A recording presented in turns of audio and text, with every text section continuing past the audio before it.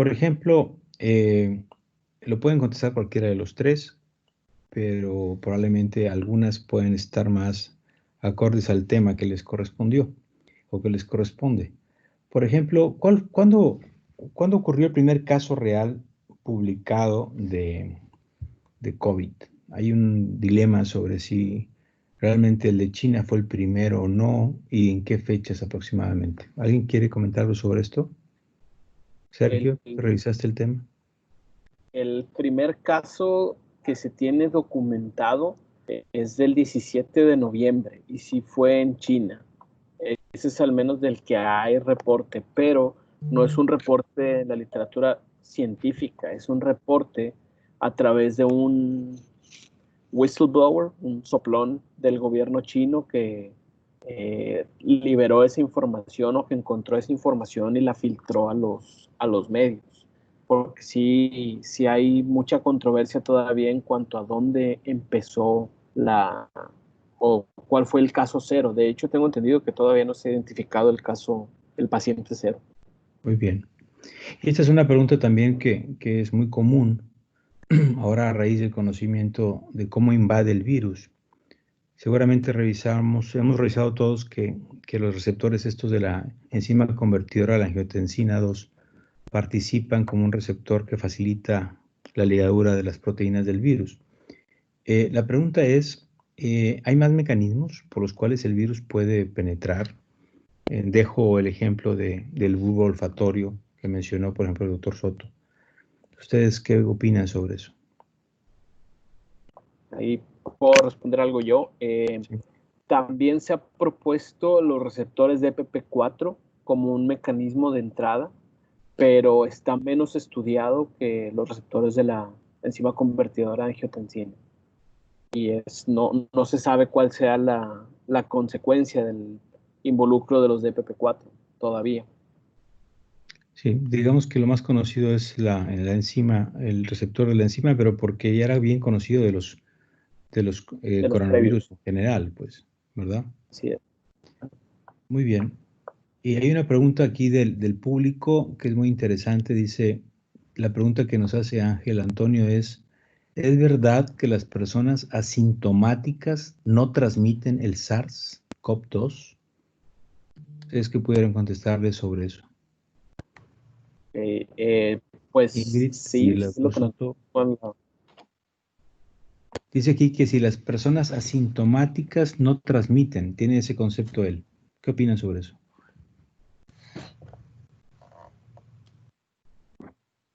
¿Alguien de ustedes? Sí, yo contesto, doctor. A Sí ver, lo transmite. Ya está bien documentado que la persona, aunque esté asintomática en el periodo de incubación, puede transmitir el virus, puede contagiar a otras personas. Por eso la importancia de las medidas de distanciamiento social en cuanto a las medidas preventivas y la recomendación actual de la Organización Mundial de la Salud de si no se pueden llevar a cabo las medidas de distanciamiento, es decir, no salir, o sea, si es necesario salir, usar al menos un cubrebocas. ¿Para qué? Para evitar el contagio por secciones respiratorias, por gotas de flujo, si se tiene que estar en contacto cercano con otras personas, como por ejemplo los que seguimos viniendo al hospital a trabajar o que tienen que salir a trabajar, usar el cubrebocas para poder mitigar o disminuir la probabilidad de infectarse. claro, de hecho esa es la razón de usar cubrebocas aunque uno esté asintomático, ¿va? No ser transmisor. Así es. Muy bien. ¿Alguna otra pregunta que tengas por ahí, Patricio? Sí, doctor, de hecho hay varias en el chat, déjenme las leo. Elige alguna de ellas. Sí, aquí tenemos de Jesús Adán Higuera, es, en el caso de los pacientes jóvenes con encefalopatía, ¿es necesario un estado crítico o puede darse con enfermedad moderada leve? Esto debido a que la alteración neurológica en adultos mayores suele ser en pacientes críticos.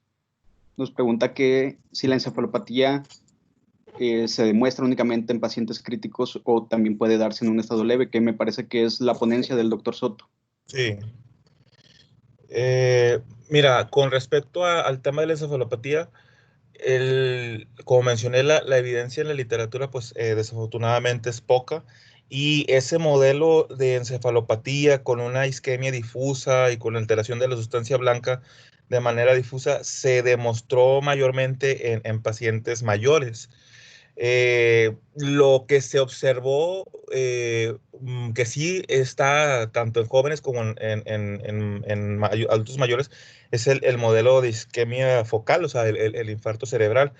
Pero al hablar de la encefalopatía, la mayoría de los pacientes sí fueron pacientes adultos con comorbilidades, con alteraciones vasculares de base y con una tendencia a la inflamación. Entonces, digo, es prematuro para concluirlo, dado que se están llevando a cabo apenas estos estudios, pero de momento, con la evidencia que se tiene en mano, se podría decir que hasta ahorita el modelo de encefalopatía hipóxico-isquémica es más prevalente en el adulto mayor, o sea, extrapolado a lo que a estos pequeños series de casos o estos reportes de casos incluso. Algunos ni siquiera llegan a ser series, son únicamente casos aislados que se han reportado en cuanto a pacientes jóvenes.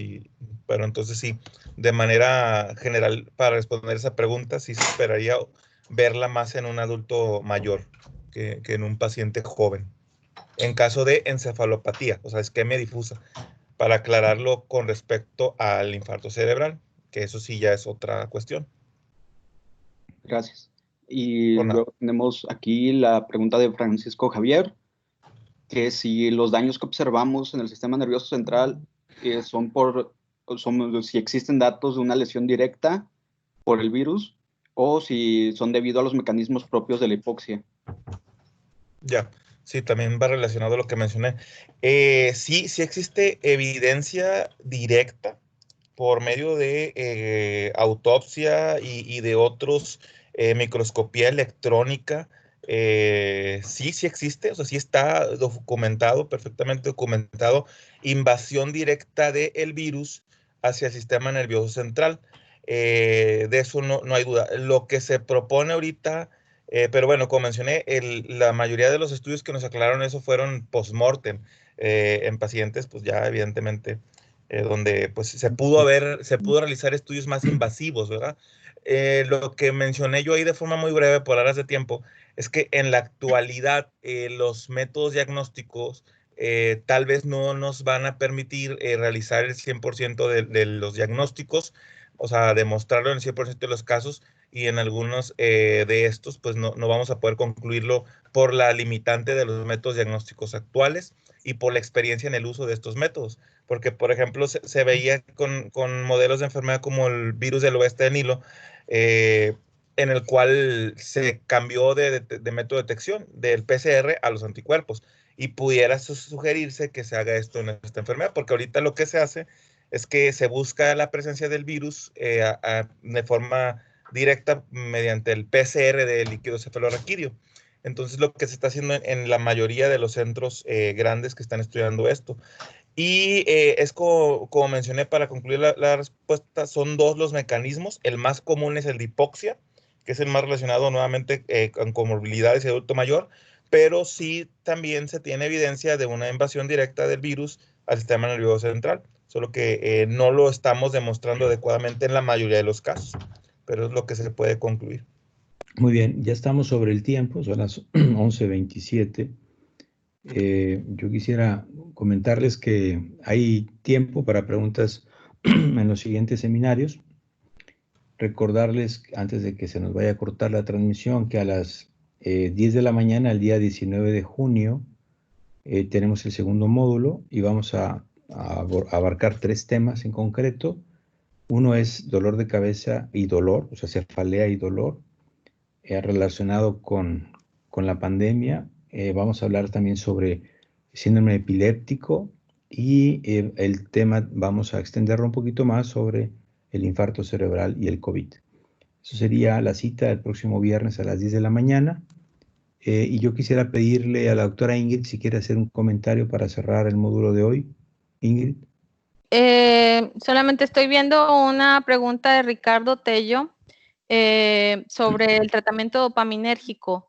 Fíjense, quiero compartir nada más una diapositiva porque esta parte sí es bien importante que ustedes la recuerden, y esta es la explicación de por qué a veces la dopamina es insuficiente. No sé si se vea la diapositiva. La voy a aumentar. ¿Ahí sí se ve? ¿Sí?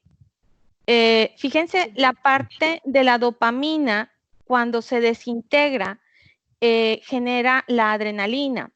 Y cuando nosotros estamos en condiciones de estrés y nosotros estamos enfrentando una neurona dopaminérgica que casi no está produciendo, o pocas neuronas dopaminérgicas que no están produciendo dopamina en cantidad suficiente, cuando nosotros entonces tenemos que destruir aceleradamente la dopamina para generar adrenalina, entonces es cuando los síntomas dopaminérgicos se acentúan. Es por eso que sí hacía el comentario de si el paciente evidentemente está con mala adaptación a esta coronacrisis, ¿verdad? Está teniendo alteraciones dopaminérgicas y alteraciones en su flexibilidad cognitiva.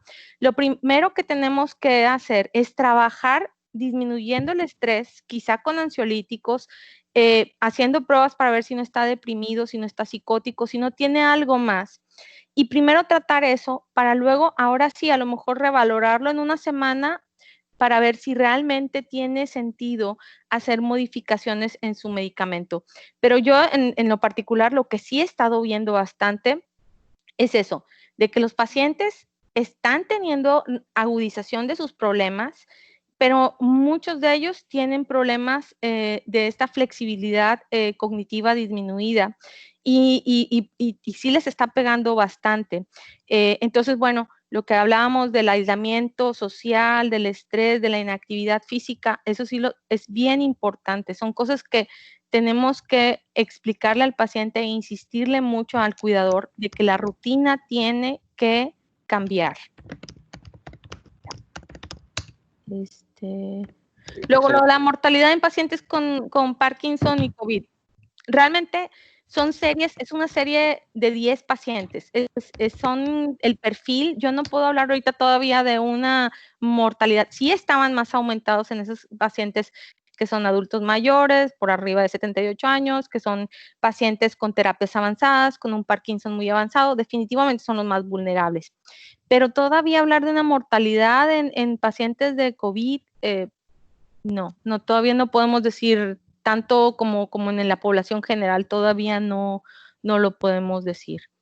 ¿Y qué más? Pues nada más, ¿verdad? De lo del Parkinson, pero sí es importante darle seguimiento a qué va a pasar. Y no lo vamos a ver el año que entra, quizá a lo mejor lo vamos a ver en 5 o 6 años. Esto ya se empieza a gestar. Excelente, muchas gracias, doctora. Muchas gracias a todos los doctores ponentes. Le agradecemos al doctor Fernando Góngora, nuestro asesor, y a la doctora Beatriz Chávez, quien es jefa del servicio de neurología, por su asistencia, sus ponencias y su apoyo para realizar estas conferencias. Muchas gracias. Nos vemos.